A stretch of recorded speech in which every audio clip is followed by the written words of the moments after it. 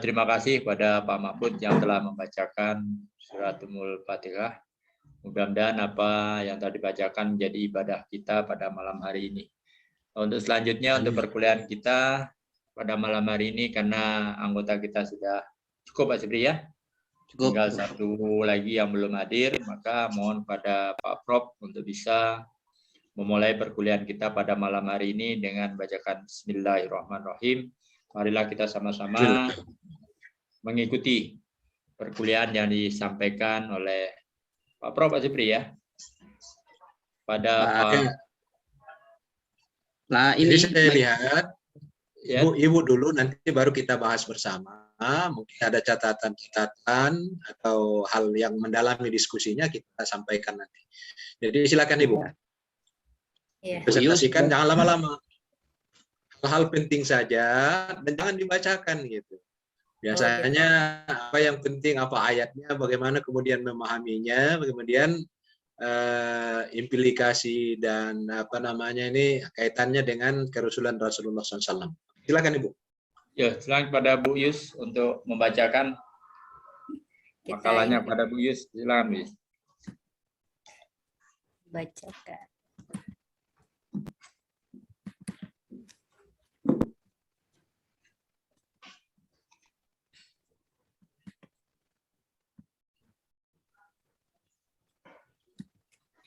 Assalamualaikum warahmatullahi wabarakatuh. Waalaikumsalam warahmatullahi wabarakatuh. Ya, saya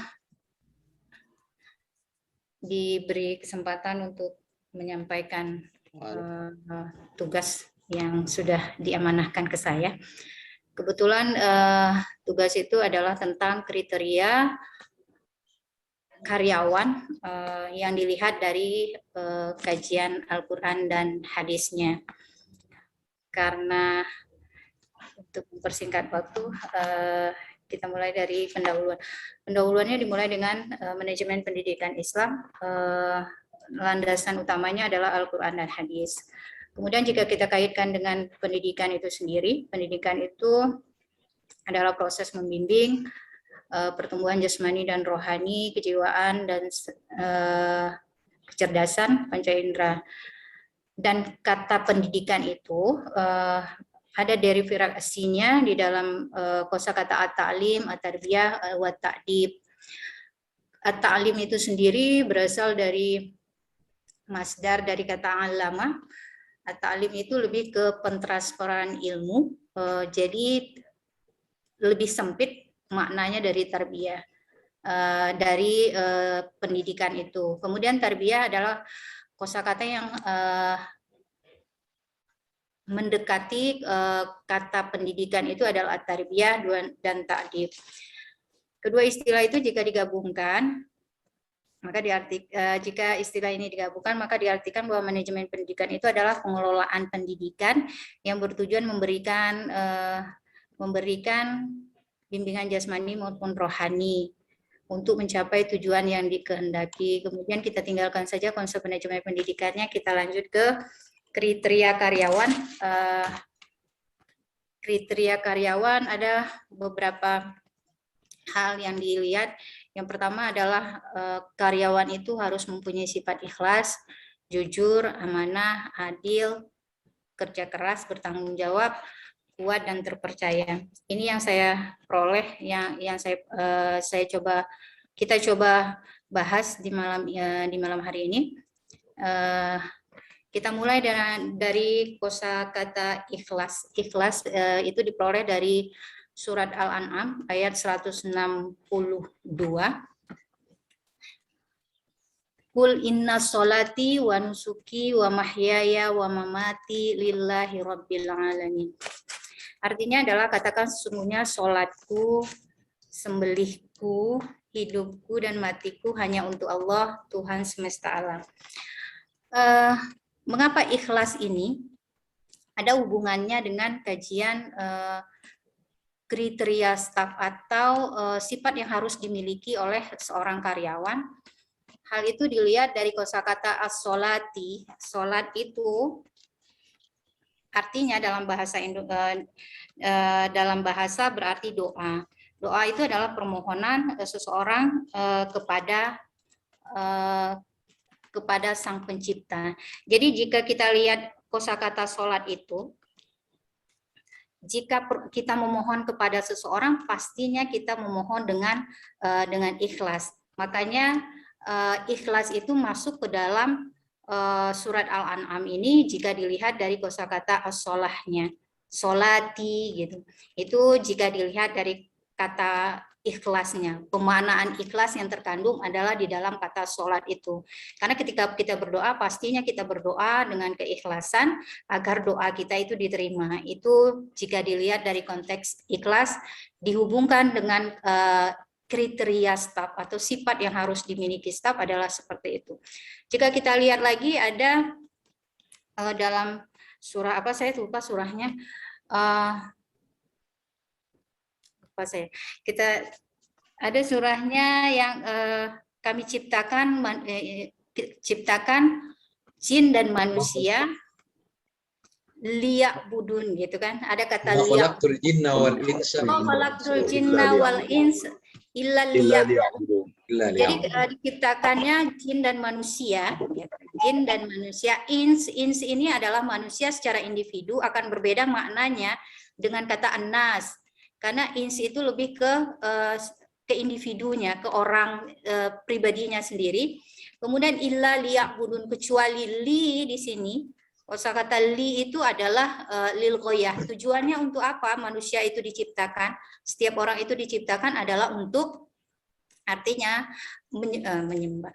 Artinya liya'budun itu artinya untuk beribadah ke Allah Subhanahu wa taala. Di kata liya'budun itu artinya adalah ada satu bentuk keikhlasan juga di dalam itu, karena kita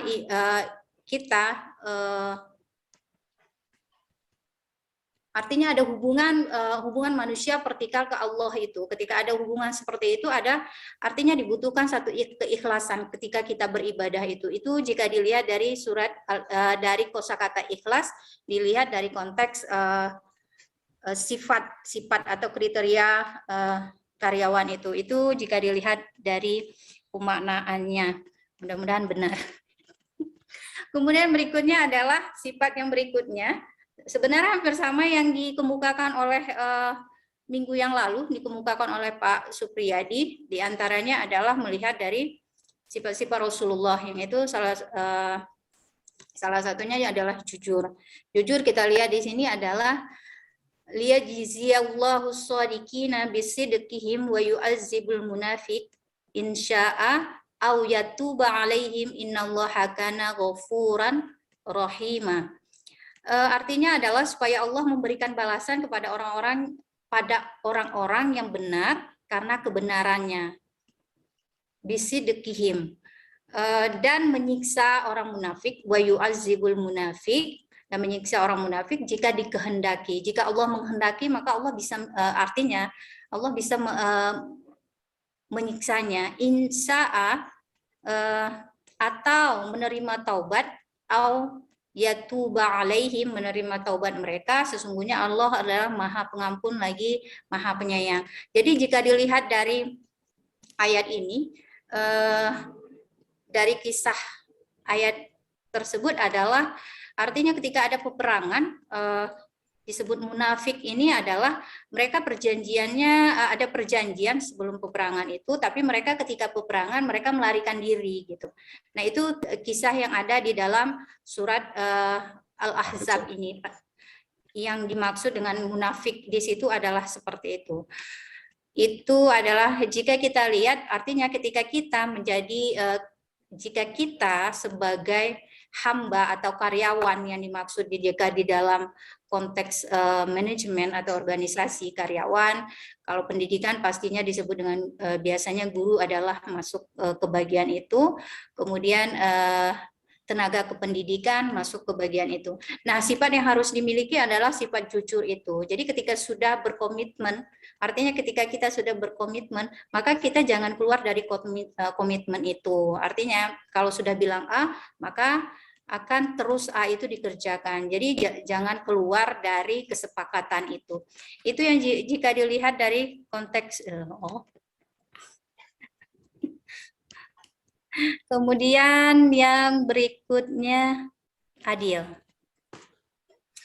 Adil di sini sebenarnya ada kosakatanya sebelumnya yang tertinggal. Kul amaro robbi bil qisti gitu. Wa aqimu wujuhakum inda kulli masjidin wad'uhu mukhlishina lahuddin kama bada'akum ta'udun gitu.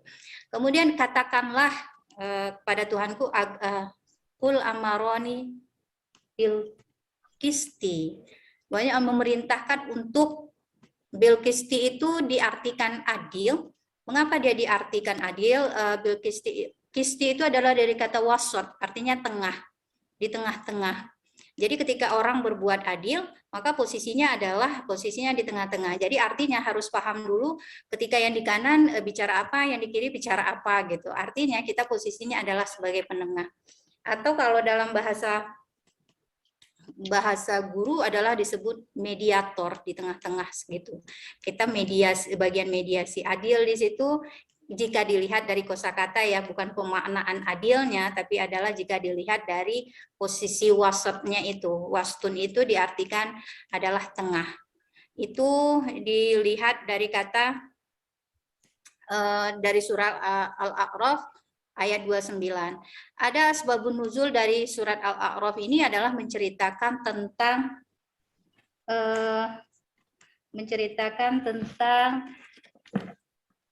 tentang tawaf yang dilakukan oleh bangsa Arab. Sebagian dari suku Quraisy itu ketika tawaf, baik laki-laki dan perempuan, biasanya laki-laki mengerjakan tawafnya adalah di siang hari dan perempuan melakukan tawafnya adalah di malam hari. Apa yang mereka lakukan ketika tawaf? Ketika tawaf itu adalah mereka tidak menggunakan sehelai benang pun, atau tidak menggunakan pakaian atau urian gitu. Apa dalam bahasa kita tidak menggunakan pakaian sama sekali, tidak menggunakan pakaian sama sekali. Nah, alasan mereka tawaf tidak menggunakan pakaian itu adalah bahwasanya Allah tidak menyukai orang yang tawaf menggunakan pakaian. Itulah alasan mereka yang tawaf tidak menggunakan pakaian itu.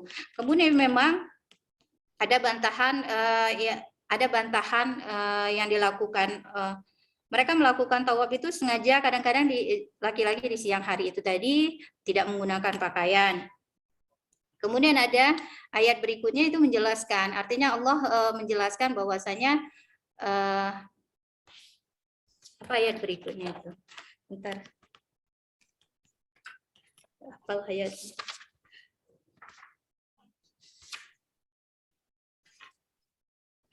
Iya, ayat berikutnya itu menjelaskan ya Bani Adam khuzu zinatakum. Zinatakum itu adalah artinya adalah perhiasan. Perhiasan itu adalah pakaian. Itu memperjelaskan bahwa Allah tidak pernah artinya di dalam cerita itu Allah tidak pernah menyuruh atau membuat sesuatu, mengerjakan sesuatu yang seperti yang mereka sebutkan, yang mereka jelaskan itu, bahwasanya ada syariat yang membolehkan mereka tawaf tanpa menggunakan sehelai benang pun.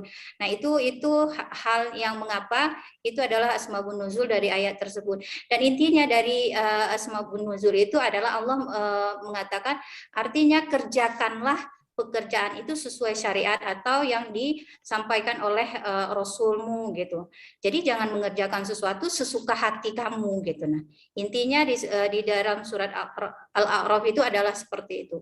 Jadi adil di sini akan mengerjakan sesuatu sesuai dengan syariat, jangan mengada-ada gitu. Itulah yang dimaksud dari asbabun nuzul. Dan jika kita hubungkan dengan kriteria staf di sini, jika kita hubungkan dengan kriteria staf di sini, ketika kita menjadi karyawan, artinya itu tadi kita menerima sesuatu itu harus betul-betul jelas yang kita terima itu, dan harus memang dipertimbangkan antara pernyataan si A dan pernyataan si B itu dengan benar, memang tahu pokok permasalahannya, baru kita bisa menentukan itu benar atau tidak gitu. Itu yang dilihat dari adil. Kemudian ada kerja keras. Kerja keras saya ambilnya dari surat Al-Insyirah ayat 7 dan 8. Fa iza faraghta fansab wa ila rabbika farghab gitu.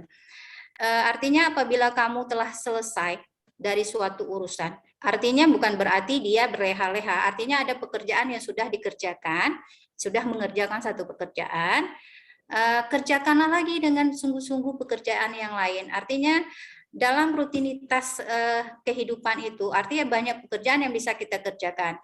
Misalnya sudah perkuliahan nih malam ini, nanti kita akan diskusi lagi gitu. Ini arti kan selesai perkuliahan dengan perkuliahan, maka kita akan ada lagi diskusi dengan teman-teman yang lain. Nah, itulah yang dimaksud tadi, apabila kamu telah selesai dari satu pekerjaan, maka kerjakanlah. Artinya ada unsur kerja keras di situ gitu. Kerja keras di situ. Maka jika jadi seorang karyawan, jika kita menjadi seorang karyawan atau tenaga kependidikan, maka hal itu harusnya dimiliki oleh semua orang, termasuk kita adalah bagian itu di dalamnya. Kemudian itu dipertegas lagi dalam satu hadis yang diriwayatkan oleh Bukhari.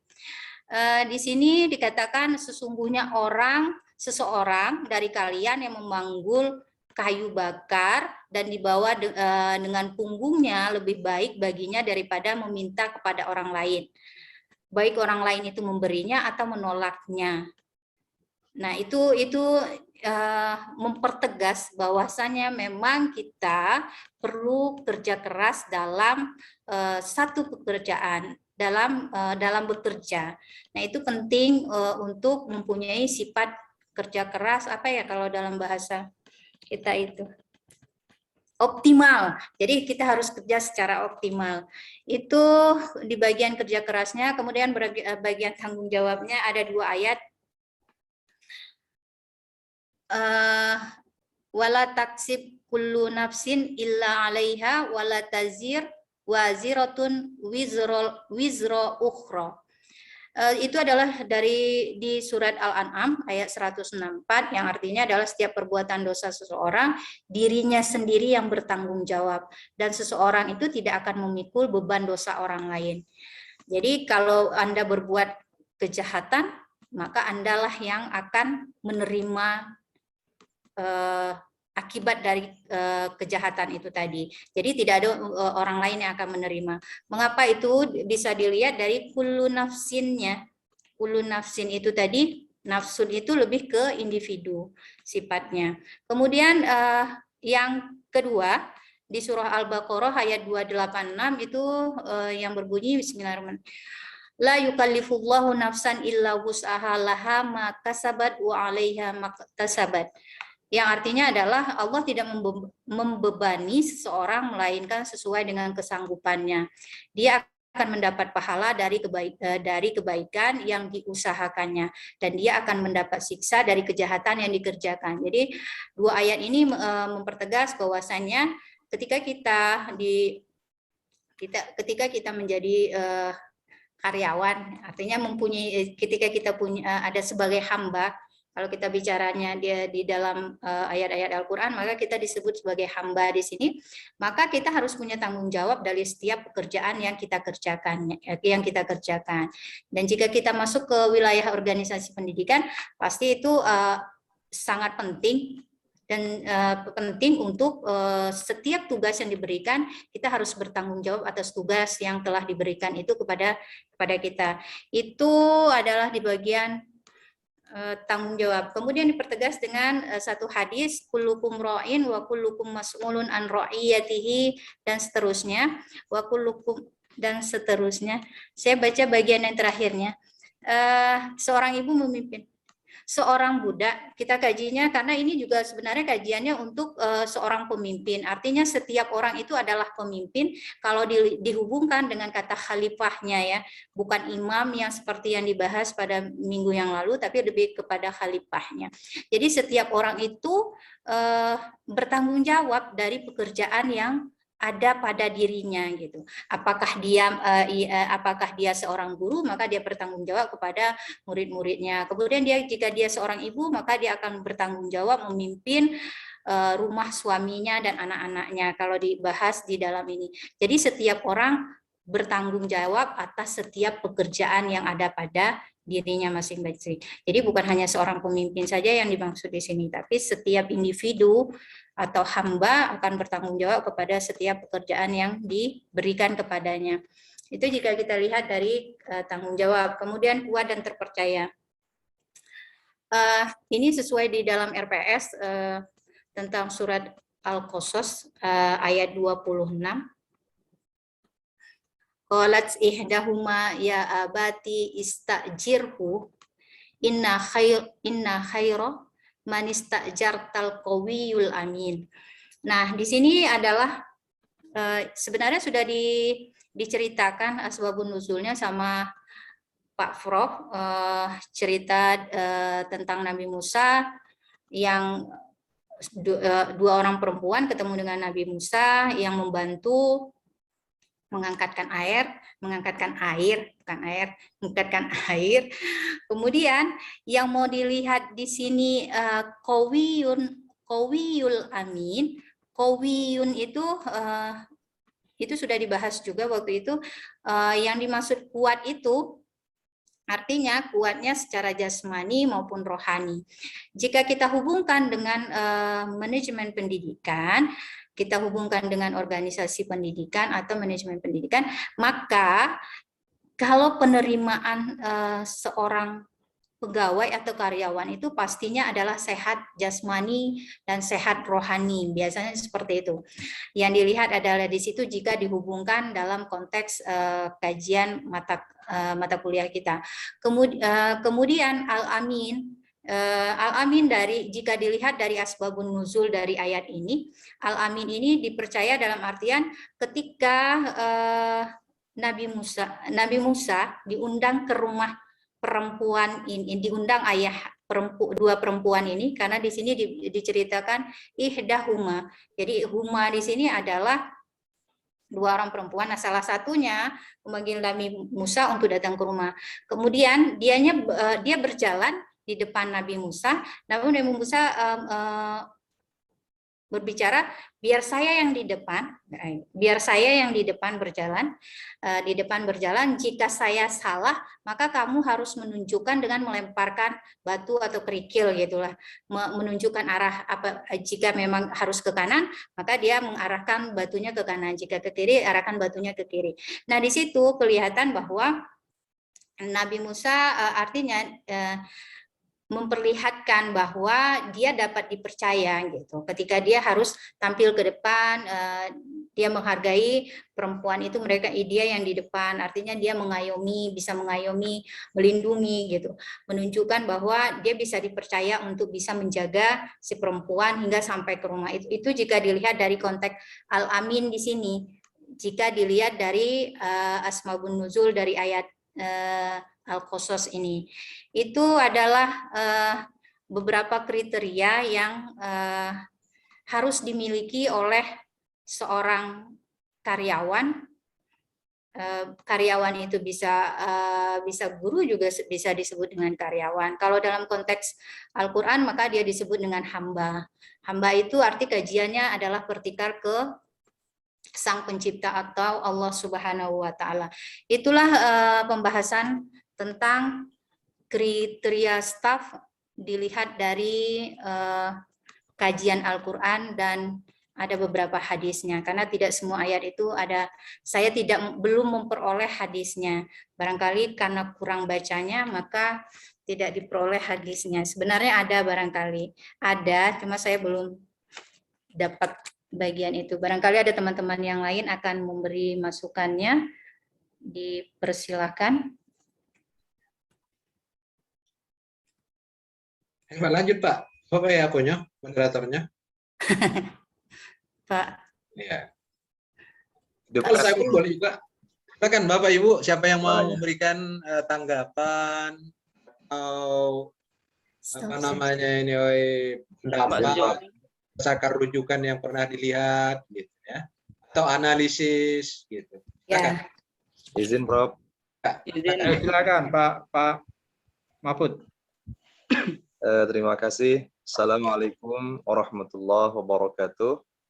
Waalaikumsalam. Warahmatullahi Saya wabarakatuh. hormati guru kita, Pak Prof, kemudian Bapak Ibu sekalian yang saya hormati. Menarik apa yang kita bahas pada malam hari ini. Ada dua hal yang mungkin ingin saya sampaikan. Yang pertama, ini terkait kriteria karyawan. Yang pertama tadi adalah ikhlas. Ya, ikhlas. Di situ disebutkan ayatnya adalah qul inna sholati wa nusuki wa mahyaya wa mamati lillahi rabbil alamin. Ini juga merupakan salah satu ayat yang kita baca ya ketika kita sholat. Kalau dilihat di sini di terjemahannya Ibu, ini kan qul inna sholati wa nusuki. Wa nusuki di situ diterjemahkan dengan sembelihku.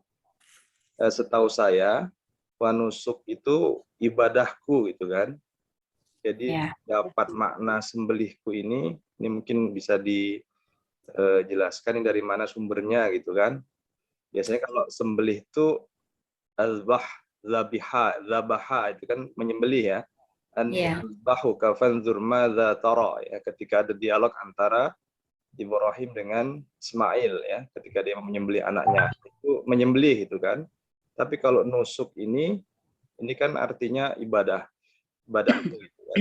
Mungkin mohon penjelasannya, mungkin ada terjemahan yang lain ya terkait dengan wanusuk ini, wanusuki. Kemudian yang kedua, ini juga terkait masalah yang keikhlasan ini. Ini kalau seandainya Bu, kita sebagai seorang pimpinan gitu kan, ingin mencari seorang karyawan gitu kan. Jadi dalam kriteria yang kita sampaikan kepada orang-orang ya yang ingin bekerja dengan kita, itu poinnya adalah pertama itu ikhlas. Nah, jadi nanti ketika ada pertanyaan itu kan, ikhlas di sini maknanya seperti apa? Apakah kemudian kita tidak ada standar gaji, ya, apakah kemudian tidak ada nominal yang tertentu gitu kan? Yang penting kamu ikhlas saja seperti itu. Jadi untuk penjelasan ikhlas ini nanti ke karyawannya seperti apa mungkin itu. Tapi itu saja. Terima kasih Bu. Assalamualaikum warahmatullahi wabarakatuh. Waalaikumsalam warahmatullahi wabarakatuh. Ya, terima kasih Pak Mahfud yang telah menanyakan tentang pengertian sembelih itu untuk ya. Kemudian yang kedua tentang ikhlas. Ikhlas ini memang berat ya untuk karyawan, ikhlas. Nah, mungkin kita kasih kesempatan satu lagi lah Bu Yus ya. Ya, satu lagi kami persilakan Bapak Ibu. Izin Pak. Mohon izin Pak Jun. Ya Pak Heran, silakan. Pak Junaidi ya. Ya silakan Pak Jun. Baik, bismillahirrahmanirrahim. Mohon izin Prof. Ya. Ada beberapa pertanyaan yang ingin kami tanyakan kepada Bu Yusra ini. Ya. Pertama, tadi ketika di pendahuluan di PPT PowerPoint ditampilkan tentang taklim dengan tarbiyah. Mungkin minta ini penjelasan perbedaan antara taklim dengan tarbiyah. Kemudian juga yang kedua, di dalam dunia pendidikan itu terkadang tidak lepas dari nepotisme. Khususnya di daerah kami, terkadang ada sebagian sekolah, tidak semua. Jadi kalau kepala sekolah itu, kalau guru atau karyawan yang masuk itu kadang terima saja begitu. Tidak dilihat kriterianya apa dia bekerja keras atau ikhlas dan sebagainya.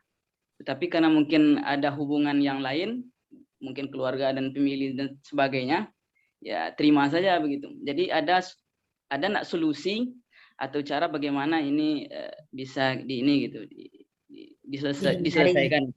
Nah, karena memang melihat di daerah kami pribadinya kebanyakan seperti itu. Mungkin itu saja. Gitu. Pak Terima Suyono. kasih. Ya, terima kasih Pak Junaidi Pak Suyono izin.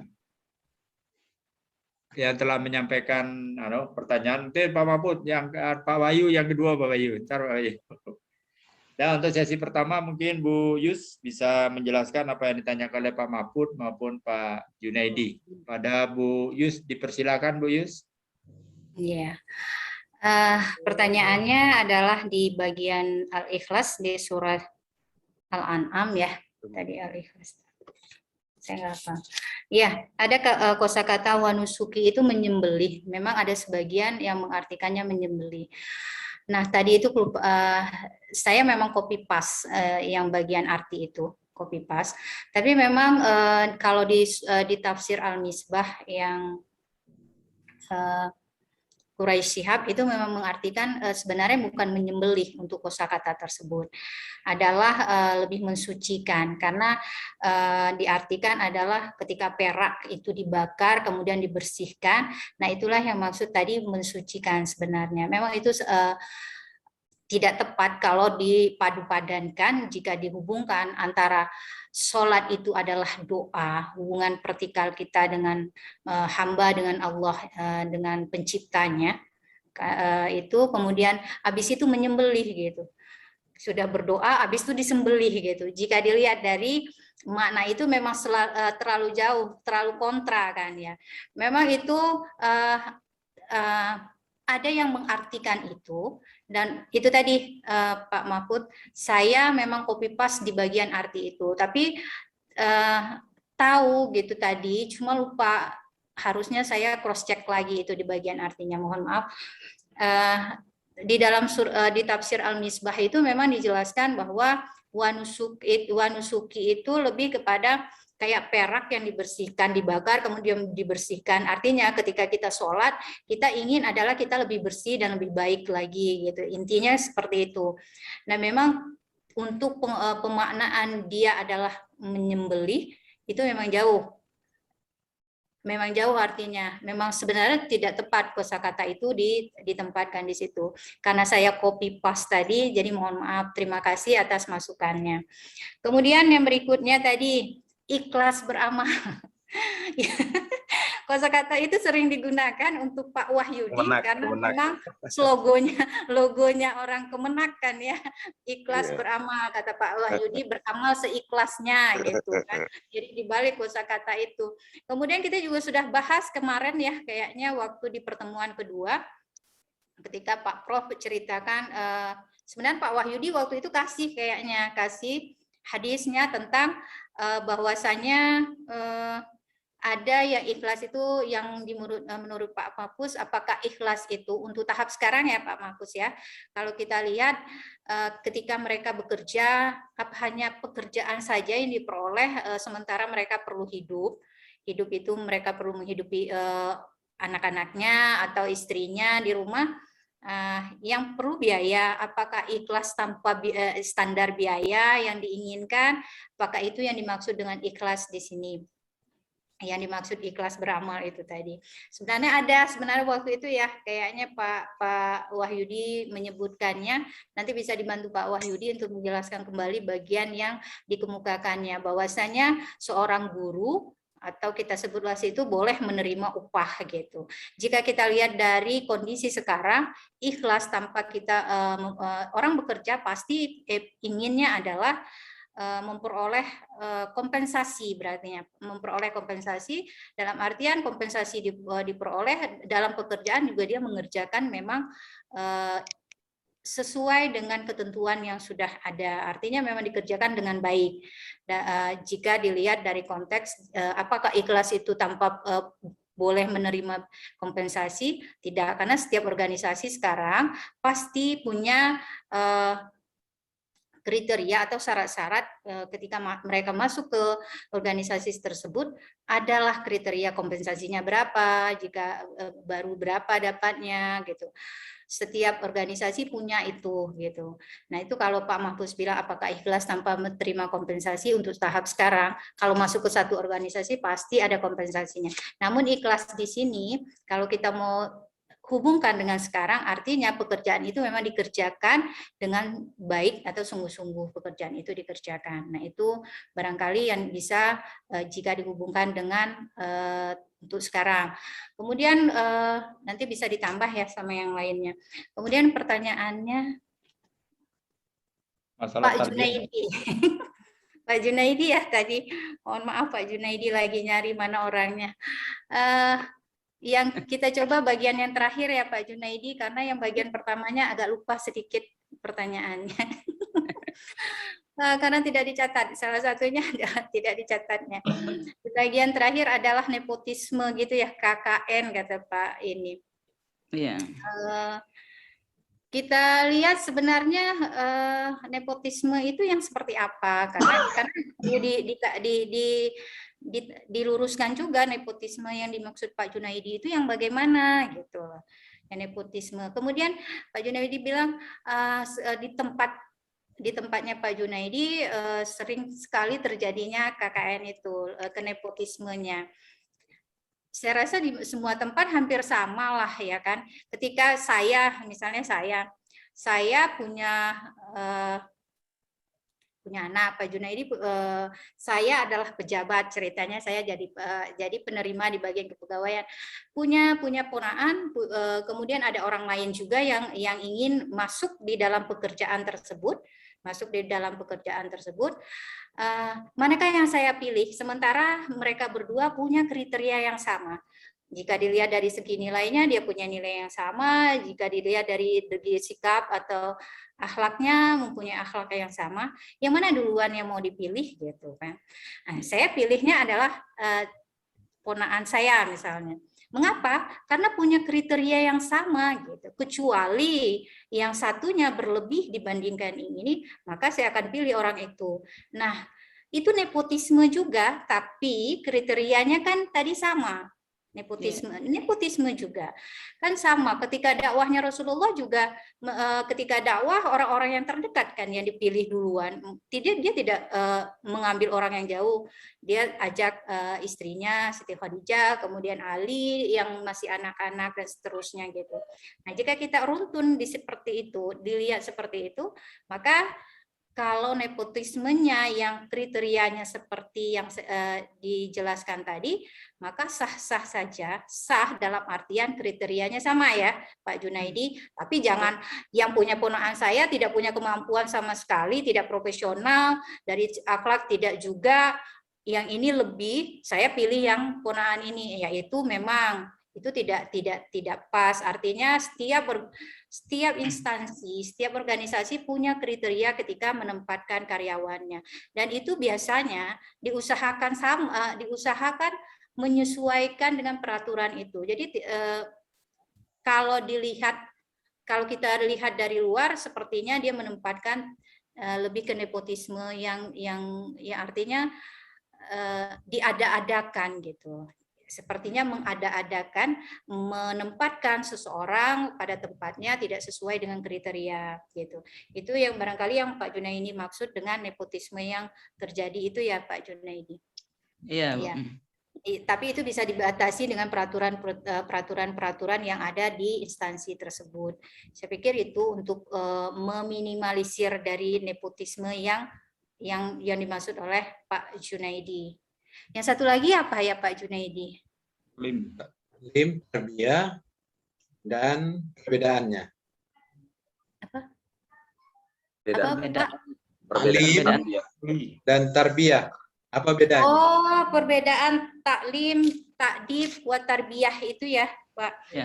Tadi sudah disampaikan, barangkali terlalu cepat ya, Pak ya bahasanya. Ada kosakata taklim. At-ta'lim di makalah ada Pak sebenarnya, tapi kita coba ulang saja. At-ta'lim itu merupakan masdar dari kata allamah yang berarti pengajaran. pengajaran yang bersifat pemberian atau penyampaian pengertian, pengetahuan, keterampilan. Kata taklim itu jika dihubungkan dengan pengertian pendidikan itu masih terlalu sempit. Itu jika dihubungkan dengan pengertian pendidikan ya, maka taklim itu terlalu sempit karena hanya mentransfer ilmu pengetahuan, kemudian keterampilan yang seperti itu. Jadi jika dihubungkan dengan kosakata pendidikan, maka dia terlalu sempit untuk disamakan dengan kosakata pendidikan itu. Kemudian kita lihat lagi ke tarbiyahnya. Tarbiyah.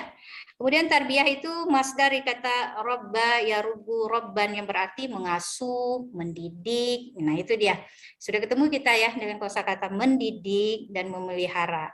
Jadi tarbiyah itu bisa dipadu-padankan dengan pendidikan. Jadi orang biasa menyebutkan tarbiyah itu dengan arti pendidikan.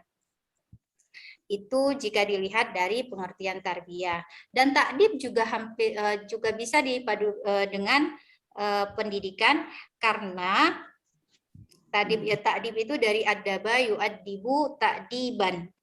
Arti takdib itu artinya orang yang beradab, bersopan santun, tata krama, walaupun tidak ada kosakata mendidik ya seperti kosakata tarbiyah tadi. Orang yang berpendidikan itu artinya orang yang beradab. Sebuah peradaban yang berkualitas itu diperoleh melalui pendidikan. Maka tarbiyah sama takdib itu bisa dihubungkan dengan pendidikan. Tapi kalau taklim itu lebih sempit wilayahnya, lebih sempit dibanding kajian wilayah pendidikan. Itu dia, Pak Junaidi. Ya, terima kasih Bu Yus yang transfer knowledge. Ya, transfer hanya knowledge. Memindahkan ilmu, tidak memindahkan adab, tata krama, dan lain-lain. Iya. Kalau tarbiyah, maka dia akan tercakup semua di dalamnya karena sama dengan mengasuh. Iya. Ya, kalau kita pengasuh itu marah-marah atau malah nyubit yang diasuh, tambah nangis dia kan begitu. Jadi kalau dia sudah kalau dia sudah nangis jangan dicubit lagi gitu ya. Tapi dipujuk atau dialihkan. Artinya bagaimana kemudian kita bisa mengatasi itu dengan cara-cara yang baik. Oke. Dan mungkin saya coba tambahkan sedikit mengenai ikhlas ya. Kita harus ingat pertama ada suratul ikhlas. Suratul ikhlas itu adalah qul huwallahu ahad. Ya, mengenai keesaan Allah. Ada kalimatul ikhlas. Kalimatul ikhlas itu la ilaha illallah. Nah, itu disebut dengan kalimatul ikhlas. Atau kemudian sering dengan tahlil gitu ya. Jadi memang ini kalau boleh kita ngambil pendapat-pendapat ahli, maka ikhlas itu sulit memberikan takaran yang pas.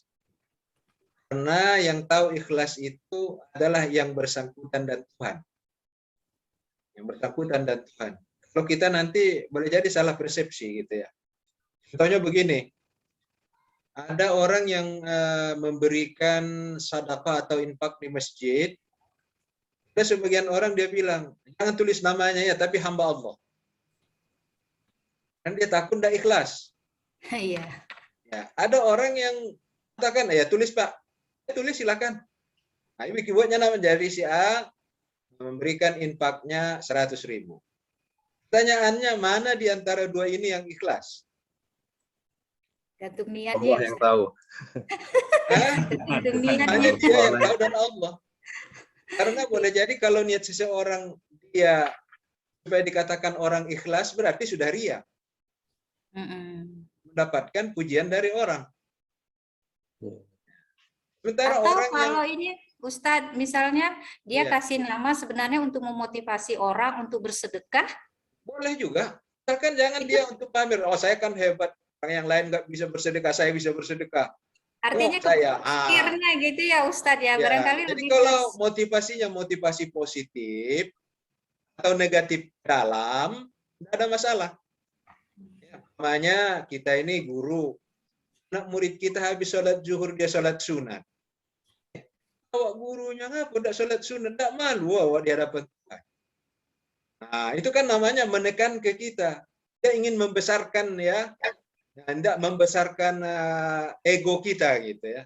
Tapi justru lebih menekan ego kita sehingga memang dia tidak menjadi arogan gitu ya.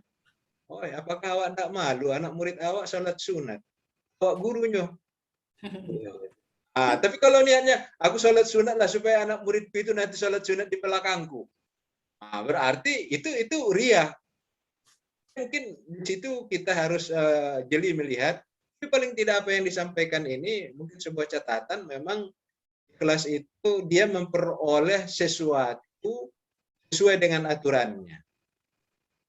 Artinya kalau aturannya nilai 10 ya dapat 10. Kalau dia nilai aturannya 5 dapat 5. Artinya aturan yang lebih menentukan di situ. Tapi juga bisa lebih jauh, mungkin orang yang ikhlas itu dia tidak, kalau istilah masyarakat kita bahasa Indonesia, tanpa pamrih. Tapi apakah dunia sekarang bisa tanpa pamrih? Nggak bisa. Rata-rata orang pamrih, tapi pamrih yang tidak menonjolkan sesuatu yang dianggap tidak baik. Umpamanya, kita diajak ceramah, yang satu diminta ceramah, honornya agak kecil, jamnya sama. Datang yang kedua, ini biasanya honornya besar di sini. Kita tunda yang tadi kita iakan untuk mengambil yang lebih besar. Ini sudah salah ini. Sudah salah. Ya, itu sudah melanggar itu. Jadi kalau di mana yang duluan datang, sekecil apapun, sebesar apapun, disitulah mungkin ketaatan kita dengan aturan dan norma. Tapi kalau seandainya yang besar juga duluan, lalu datang yang kecil, mohon maaf, saya sudah ada jadwal. Tidak ada masalah. Tapi jangan sampai diungkap, oh di sana honornya lebih besar Pak, di sini kan kecil. Itu namanya juga merusak gitu ya. Jadi memang kelas itu fenomenal. Yang harus kita didik itu adalah sikap ego jiwa kita untuk tidak menjadi pamor di hadapan orang, untuk tidak menjadi prototipe yang dicontoh orang. Tapi kalau seandainya kita pukul ke dalam, ya itu saya rasa tidak akan membawa kepada ria. Ya, tidak membawa kepada ria. Disinilah mungkin letaknya juga apa yang dicontohkan dalam berbagai kisah kita. Ada seseorang yang ingin wawancara, tapi dia terlambat karena dia datang, ada dia lihat lampu itu dimatikannya, ada kepedulian, gitu ya. Ada ketulusan, ada rasa memiliki dalam lembaga yang belum tentu dia bekerja di situ, tetapi dia lihat ini tidak cocok, ini harus dimatikannya lampu, baru dia masuk. Tapi rupanya semua aktivitas dia itu dipantau oleh CCTV ya, apa namanya CCTV ya? CCTV. Ya, lalu kemudian waktu wawancara dia sudah merasa tidak akan mungkin saya diterima karena saya sudah terlambat. Yang kedua, ya saya tidak ada siapa-siapanya di sini. Artinya kalau didasarkan pada nepotisme, tidak bakalan kira-kira begitu ya. Tapi karena memang dia peduli gitu, dia memiliki sense of belonging terhadap kondisi yang ada, maka kepedulian inilah mungkin juga yang perlu ditata. Apakah seseorang dia tulus dan memiliki kepedulian, atau dia apatis, lantaklah situ. Karena habis lampu orang kau yang bayar, bukan saya. Yang banyak kan macam tuh. Artinya sudah kita kemudian terjangkit oleh sikap-sikap yang tidak simpatik dan yang kadangkala itu juga sangkut dengan sikap di dalam kita. Kalau nanti saya matikan lampu, kalau saya kena tegur, lampu-lampu orang. Saya kan baru kali ini datang ke sini. Yang bersangkutan karena melihat ini sesuatu yang tidak pada tempatnya, makanya sudah siang-siang dia matikan. Berarti ini orang ini peduli, kan begitu. Dia memiliki ketulusan. Belum apa-apa sudah begitu. Apalagi dia masuk ke dalam nanti. Ini harapannya akan sangat besar kalau seandainya dia sudah menjadi anggota dari organisasi itu untuk melakukan yang terbaik dalam hidupnya. Jadi mungkin kalau kita lihat tadi Ibu, itu boleh jadi nanti disangkutkan dengan kerja keras ya, atau disiplin atau apa gitu ya. Barangkali itu mengenai ikhlas fenomenal, dan mungkin hanya kita lihat simbol-simbolnya atau kita wawancarai sepihak, tapi hakikat dari ikhlas itu sendiri adalah sesuatu yang apa namanya ya, yang sangat sulit diberikan penjelasannya. Oke, yang kedua barangkali tadi nepotisme, saya setuju dengan uraian Ibu tadi. Kalau dia sama tingkat dan kemampuannya dites, dipilih keluarga, itu pada dasarnya tidak berdosa. Walaupun tadi Ibu menyatakan itu juga bagian dari nepotisme. Tapi kalau dia berada satu digit di bawah nilai dari saingannya, tapi dia juga yang menang, inilah nepotisme itu yang sebenarnya, kan begitu. Ya, oke. Barangkali bisa dilanjutkan. Terima kasih. Atau ada yang ingin mendalami dari dua problema tadi, silakan. Ya, terima kasih Pak Prof yang telah mengulas pertanyaan tadi. Untuk selanjutnya tadi Pak Wahyudi ya. Pak Wahyudi ingin menyampaikan, silakan Pak Wahyudi. Ya. Assalamualaikum warahmatullahi wabarakatuh. Waalaikumsalam warahmatullahi wabarakatuh. Mohon izin Pak Prof, Ya. Ketua. Diskusi yang menarik. Pertama kita bicara soal rekrutmen staf atau karyawan. Sebelum kita melihat beberapa ayat yang digunakan tadi, kaitan dengan rekrutmen itu, ini kan soal suap. Tapi kalau salah mohon maaf Pak Prof, kami pernah baca Yusuf Al-Qaradawi itu pernah mengatakan bahwa ketika kita menyuap untuk mendapatkan sesuatu, atau katakanlah menjadi PNS kita nyuap, kita menganggap bahwa kita punya hak untuk itu. Kita S1, kita punya kompetensi dan lain dan sebagainya, maka itu tidak menjadi haram. Jadi artinya termasuk dengan jabatan juga begitu. Kita merasa kita punya hak di jabatan tersebut, kita punya kompetensi, persyaratan sudah, dan kita harus membayar demi jabatan itu daripada diambil oleh orang lain yang tidak memiliki kompetensi, katanya tidak haram. Ya. Itu mungkin perlu penjelasan. Nah, kemudian yang kedua, ada beberapa ayat yang dikutip oleh penyaji Bu Yus. Ada ikhlas, ada tanggung jawab, ada etos kerja.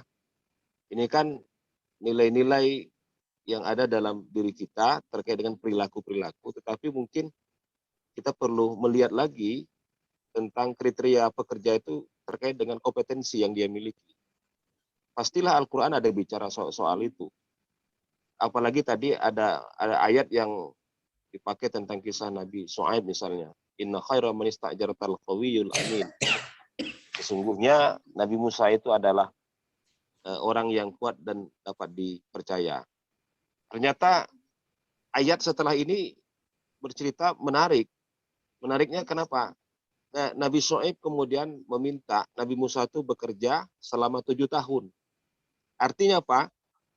Pekerja itu dinilai kinerjanya oleh pimpinan itu, kalau belajar dari ayat ini selama 7 tahun baru bisa menilai kinerja. Setelah kinerjanya baik, ternyata oleh Nabi Shu'aib diberikan reward, diberikan penghargaan. Penghargaan dari Nabi Shu'aib itu ya dinikahkan dengan salah satu anaknya. Artinya dari cerita tadi, dari ayat tadi ada proses mulai dari rekrutmen, mulai dari penilaian kinerja sampai dengan reward yang diberikan. Dan menurut saya ini sesuatu yang menarik. Tetapi kita mendalaminya mungkin dari sisi kompetensi. Mohon maaf, saya rasa tidak cukup pekerja itu jujur, ikhlas, rajin, tanggung jawab, tetapi tidak bisa bekerja. Menghidupkan komputer tidak bisa, ngetik tidak tahu. Saya rasa itu bukan ciri pekerja yang diharapkan dalam Islam. Masuk terus jam 7, pulang jam 4, kemudian di dalam kelas terus. Rajin betul, jujur, tanggung jawab, hidup komputer tidak bisa, nulis tidak tahu, semuanya tidak tahu. Itu juga, maksud saya kompetensi itu yang mungkin, mohon maaf, perlu kita dorong. Maka kita teringat, mohon maaf Pak Prof, ini kalau salah, kita teringat ada surah Yusuf ayat 54 itu, ketika penguasa Mesir itu menawarkan kepada Nabi Yusuf, nanti kau akan kami jadikan bangsawan di sini.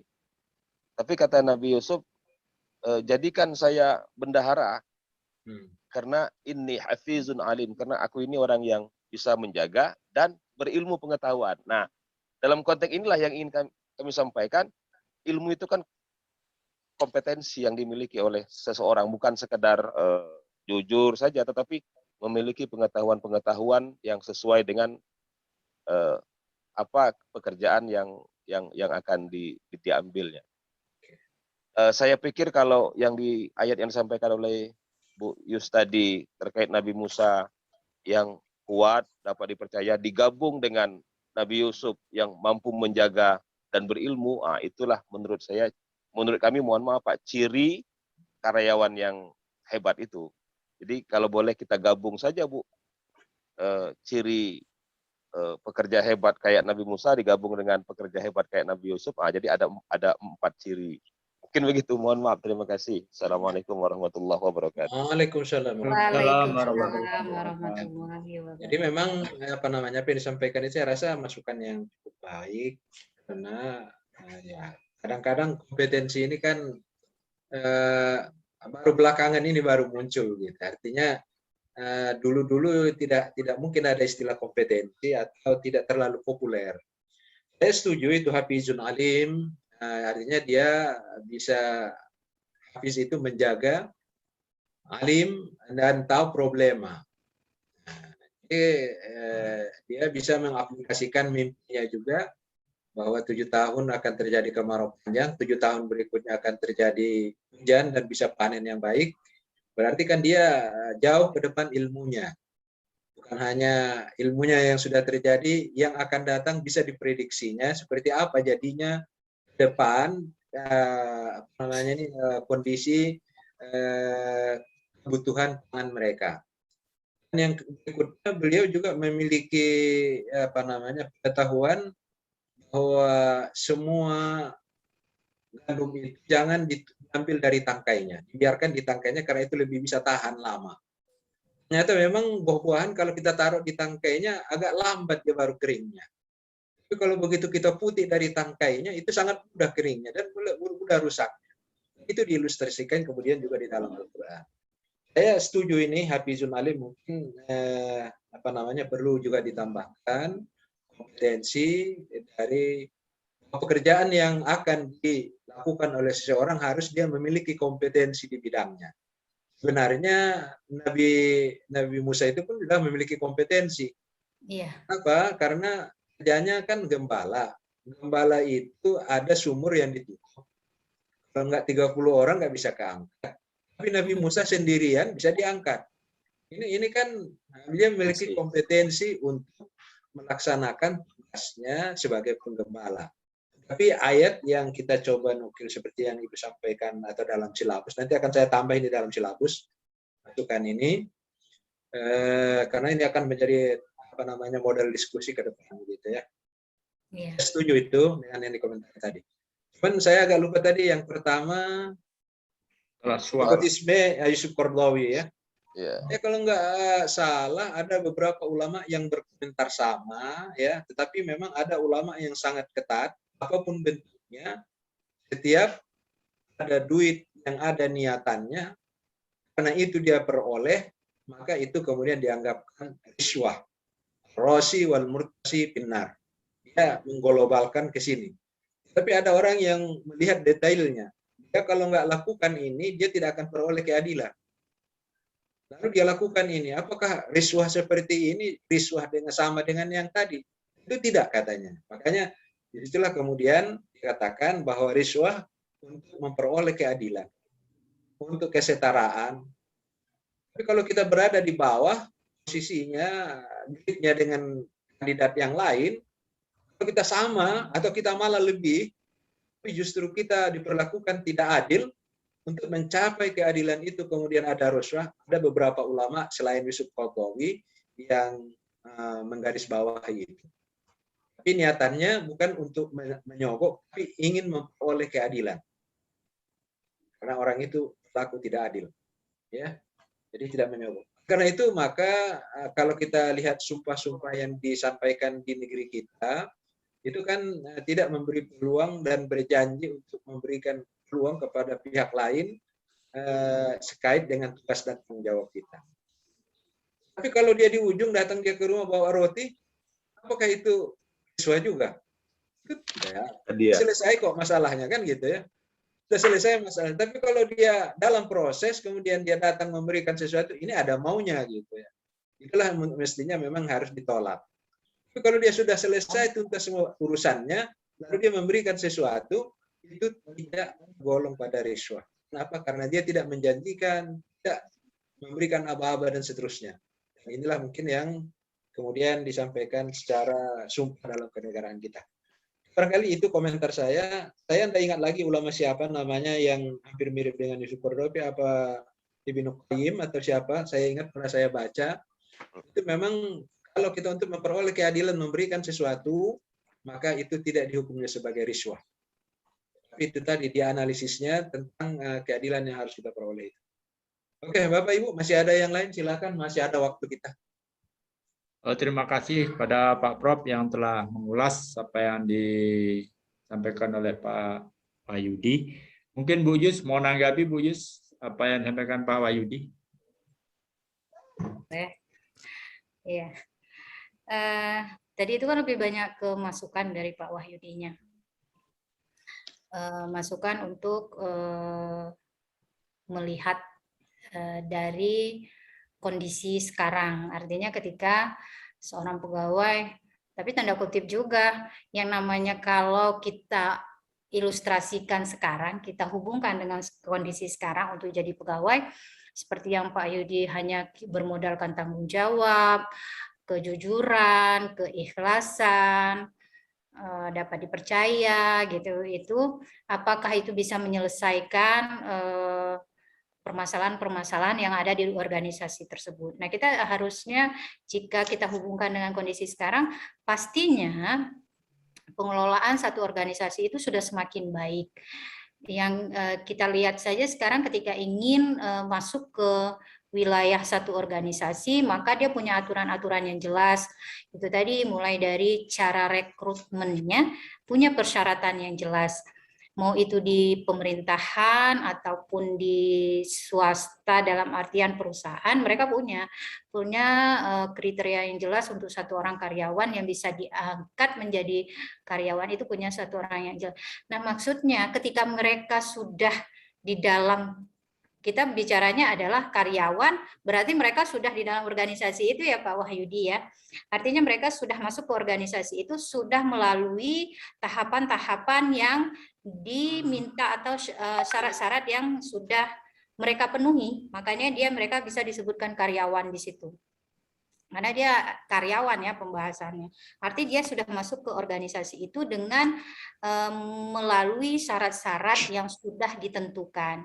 Nah, apa yang harusnya mereka kerjakan ketika mereka sudah bekerja gitu? Sifat apa yang harus dimiliki jika kita tarik ke masa Rasulullah atau kajiannya ke Islamnya adalah punya pekerjaan, harusnya kita kerjanya dengan giat gitu. Itu tadi harusnya kita dikasih pekerjaan, harusnya kita harus bertanggung jawab dengan pekerjaan yang diberikan.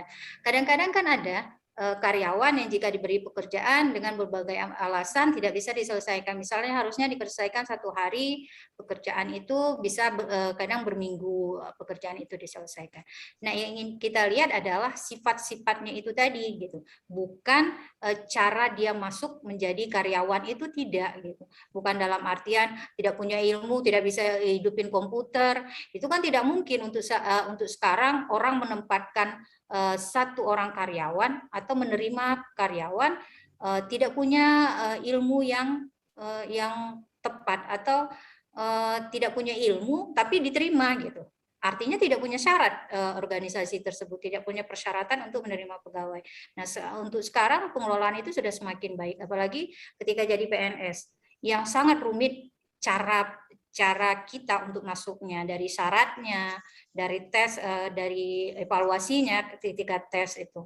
Nah, yang ingin dilihat dari kriteria tadi, sifat-sifat yang harus dimiliki itu adalah ketika mereka sudah jadi karyawan, cobalah gitu. Anda harusnya bertanggung jawab dengan pekerjaan yang sudah diberikan gitu. Jadi kalau Anda diberikan hadiah, Misalnya Anda diberikan sesuatu untuk satu ruangan, mengapa Anda bawa pulang? Misalnya harusnya jujur dengan yang apa yang diterima itu. Artinya itu yang mau dilihat dari konteks kriteria itu tadi.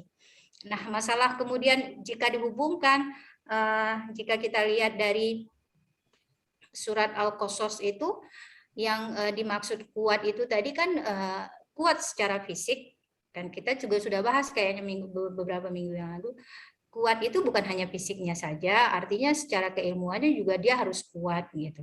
Nah, itu dia yang kita lihat dari beberapa kriteria yang ditawarkan. Jadi kalau orang masuk jadi pegawai, tidak bisa baca, tidak bisa menulis, tidak bisa hidup komputer, itu kayaknya bukan pegawai lah. Perlu dipertanyakan. Atau ada di tempat Pak Yayudi maksudnya seperti itu. Jadi yang saya lihat adalah ketika posisinya Anda sudah bekerja, ya coba kerjakan itu yang sifat-sifat itu dengan baik, insya Allah akan menjadi artinya kita bekerja bukan hanya sekedar untuk dapat duniawinya saja, artinya ukhrawinya juga kita dapat, artinya ada hal yang kita cari keberkahannya di dalam itu. Tapi bukan berarti kita so idealis, artinya tidak terima ini, tidak terima itu dalam konteks yang memang syaratnya seperti itu gitu. Syaratnya sudah ada gitu. Itu yang mau dipertegas di dalam kriteria karyawan itu adalah itu. Iya, artinya milikilah sifat-sifat itu ketika Anda bekerja gitu. Itu Pak Wahyudi, kemudian masukannya terima kasih untuk tambahan tadi, walaupun saya tidak hafal yang Pak Wahyudi sebutkan, nanti saya bisa tanya lagi ke Pak Wahyudinya apa itu tentang kisah Nabi Yusuf ya Pak Wahyudi ya. Ya Bu. Ya. Itu dia Pak Sujono, terima kasih. Ya, terima kasih Bu Yus yang telah menyampaikan apa yang diulas oleh Pak Prof dan masukan dari Pak Wahyudi. Mungkin masih ada teman-teman lagi, satu lagi sebelum dibuat suatu kesimpulan. Silakan, masih ada satu lagi Bapak Ibu. Saya. Ya, Pak Ketua ya. Ya, terima kasih Pak Ketua. Tumben Pak Ketua belakangan. Terima kasih Pak Profesor, Ibu Yus yang malam ini sangat cerah sekali ini menampilkan yang terbaik nih malam ini. Saya juga terkesima ayat-ayatnya juga menurut saya masuklah, cuman tadi salah copy paste saja satu. Salah arti. Arti. Jadi memang kalau jadi karyawan kan posisi saya juga karyawan. Satu sisi lain adalah bukan karyawan. Nah, ketika jadi karyawan ya harus memberikan terbaik lah kita. Kalau kita dosen ya berarti kita karyawan, stafnya karena pimpinannya adalah rektor. Kemudian kalau posisi kita ada di lingkungan rumah, wilayah kerja kita juga jadi karyawan atau warga dari masyarakat di rumah RT yang kita tinggal. Nah, konteksnya mungkin perlu ditambahkan atau dimasukkan ke bagian mana nih Bu Yus ya. Jadi karyawan tuh harus jadi toladan sebenarnya. Jadi kalau kita jadi karyawan, ya berikan contoh yang terbaik dari kita. Kalau memang kita mampu untuk melakukan sesuatu, ya kita jangan suruh orang lain lakukan. Kalau kita memang masih bisa nyapu, ya kita yang nyapu. Kalau kita bisa ngambil sampah yang berserakan, ya kita yang ngambil, tidak mesti orang lain. Karena konteks dari karyawan sendiri itu adalah pemimpin. Bedanya kan cuma di struktur. Kalau kita bicaranya tentang struktur, ya ada yang ada di atasan, atiullah amri minkum misalkan begitu, ada yang jadi amirnya dan lain sebagainya. Tapi secara konteksnya hakikatnya setiap kita itu adalah pemimpin. Karyawan juga bagian dari pemimpin. Nah mungkin ini bisa disambung-sambungkan barangkali Bu Yus sebagai tambahan memperkuat khasanah di dalam makalah ini, karena makalahnya menarik. Kalau menurut Supri dari tadi Supri nggak komentar karena apalagi pembahasan profesor itu sudah luar biasa tuh, banyak kita dapat. Nah intinya marilah kita jadi karyawan yang memimpin karyawan. Nah, gitu. Betul. Kita adalah karyawan bagi diri kita sendiri. Memimpin diri sendiri itu sulit ya. Iya, terima kasih masukannya dari Pak Supri. nanti kita coba ini lagi makalahnya kita coba kembangkan lagi dari tambahan dari saran-saran yang disampaikan oleh teman-teman. Iya. Tapi terima kasih juga untuk Pak Mahfud yang sudah mengoreksi dari arti yang cukup kontradiktif antara sholat kita berdoa, habis itu kita menyembelih. Masa sudah berdoa kita menyembelih. Nah ya itu dia. Kita kembali ke Pak Sujono kali ya. Silakan Pak. Ya, terima kasih kepada Bu Yus yang telah menyampaikan dan Pak Supri yang telah memberikan masukan. Mungkin sebelum Bu Yus simpulkan, kita mohon sedikit lagi dari Pak Prof untuk mengulas secara gamblang sehingga kita bisa menempatkan sebagai karyawan yang terbaik itu gimana. Kalau menurut Pak Supri tadi kan kita sebagai pemimpin dan juga karyawan. Tapi mungkin karyawan itu sendiri kan kita bisa pilih-pilih karyawan yang mana kan gitu aja ya. Nah, jadi mungkin bantuan Pak Prof untuk sekilas untuk menyampaikan apa yang menjadi unek-unek kami semua yang mungkin lebih jelas lagi tentang sebenarnya karyawan yang kita inginkan dalam ajaran Islam itu yang seperti apa. Pada Pak Prof kami persilakan Pak Prof, mohon waktunya. Terima kasih.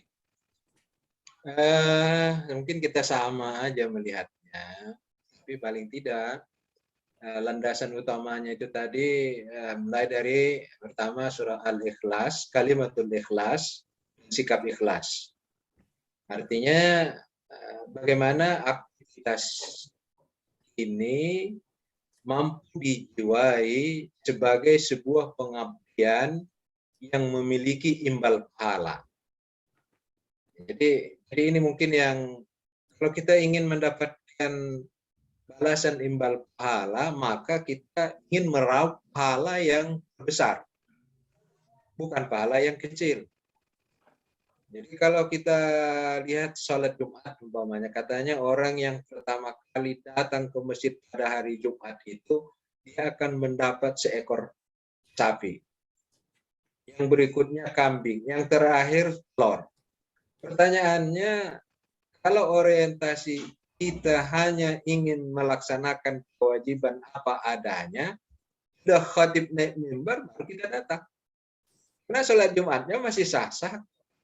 Artinya apa? Kita harus beralih dari nilai normatif atau hukum pada nilai etik yang bermakna. Nah, jadi termasuk diantaranya, ya saya pun belum bisa mengamalkan sepenuhnya. Tapi saya mengajak, mana yang lebih terhormat, kita yang menunggu datang sholat, atau setelah azan selesai kita datang sholat? Menunggu. Yang mulia, yang besar, yang agung, biasanya kita yang nunggu dia. Begitu. Kalau kita katakan sholat mulia, kerjaan mulia, maka kita tidak terlambat. Kita yang lebih dahulu datang menyongsongnya. Kenapa? Karena ini perintah Allah. Ingin ke depan dan ingin terbaik. Karena itu, masuk saya masih dalam rangka belajar, karena boleh jadi kita pelupa, dan boleh jadi juga tidak lupa aplikasinya membutuhkan waktu dan latihan. Ya, kan seperti sholat tadi. Mampukah kita yang menunggu azan? Waktu Isya kita sudah di masjid. Apa? Cepat ke masjid. Menunggu sholat. Menunggu azan mau sholat. Atau kita sudah habis azan, buru-buru lari-lari, datang sop terakhir gitu kan. Padahal Rasulullah menyarankan sop yang pertama, yang paling utama. Seandainya umatku memiliki rasa ingin mendapatkan pahala yang besar, mereka akan berebut dua keadaan. Pertama, berebut untuk azan, di load. Ya. Saya azan dulu, walaupun suara saya tak bagus. Nggak bisa, harus saya dulu. Kalau nggak bisa sekarang, besok. Pikiran saya. Artinya apa? Kita ingin memperoleh yang terbaik di hadapan Yang Maha Kuasa. Kalau sudah yang terbaik di hadapan Yang Maha Kuasa, aplikasi kehidupan kita, maka di hadapan manusia pun kita akan mulia dan baik. Maka untuk menjadi karyawan yang teladan itu tadi, kita menunggu bola. Jadi makanya kalau biasanya kalau di pesantren itu kan murid yang nunggu guru datang. Ya. Nah, Ya. masuk murid dulu semuanya, masuk. Sudah dia masuk nanti tidak ada lah yang masuk. Kenapa? Karena guru itu jauh lebih mulia dari murid. Jadi saya mendapatkan itu dari seorang kiai, katanya kalau di pesantren saya bukan sholat tepat waktu, tapi sholat itu harus menyongsong waktu. Sebelum waktu sudah ada di masjid. Begitu azan, sudah oke. Nah, ini kan berarti dia seorang karyawan yang terbaik. Lagi-lagi kaitannya dengan keikhlasan. Artinya kita berharap tampil dan memperoleh nilai yang baik, sehingga pahalanya maksimal di hadapan Tuhan, itu juga di hadapan manusia. Dan bersandarnya kepada Allah. Dan kembali lagi cerita kita yang minggu kemarin, ya, seorang kiai yang diminta oleh anak muda, ya, datang ke rumah sudah nyampe, enggak jadi Pak Kiai, Pak Kiainya pulang sampai 3 kali Pak Kiai masih senyum aja pulang. Kenapa? Karena dia melihat walaupun dia tidak ada bekerja apa-apa, sudah dapat banyak pahala dari Allah. Karena wajib hukumnya menyahuti dan mengiyakan kalau memang ada waktu, kalau ada orang memanggil kita.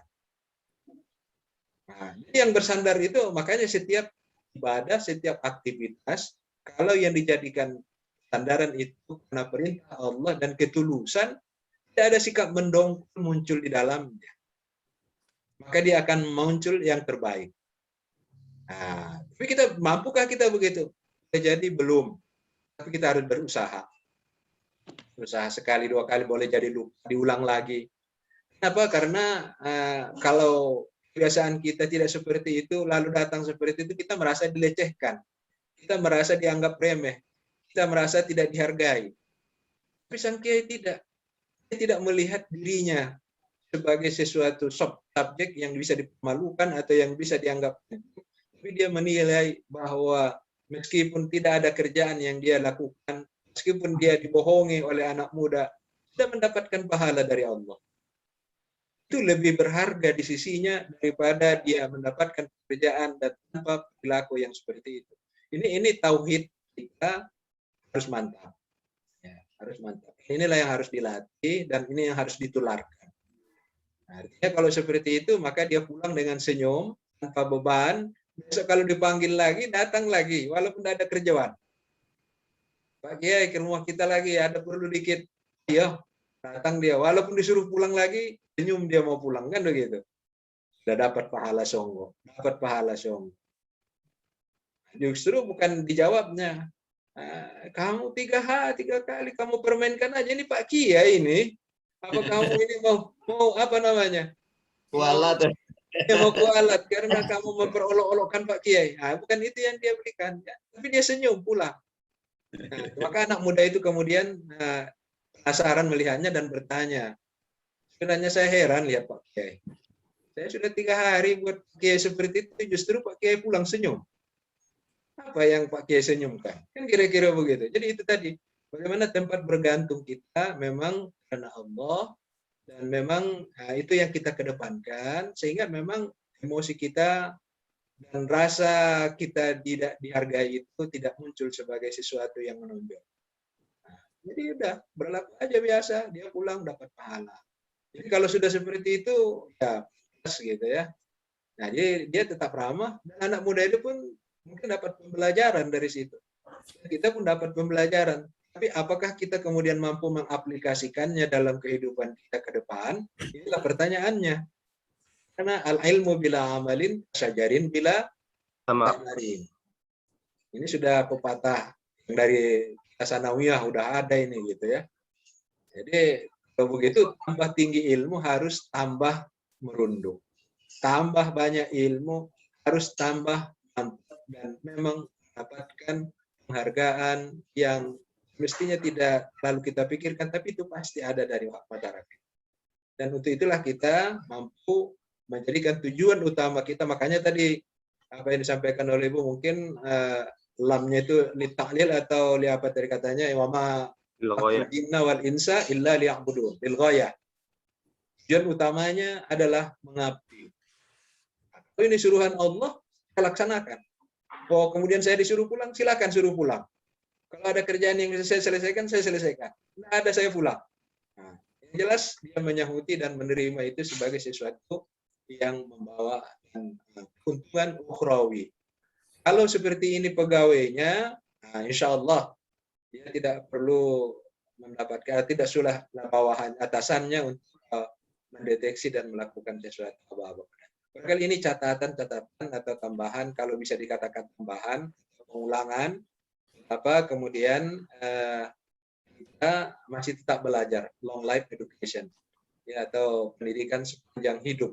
Tidak akan berakhir dan tidak akan sempurna semua ilmu dan semua kelakuan itu mampu kita lakukan.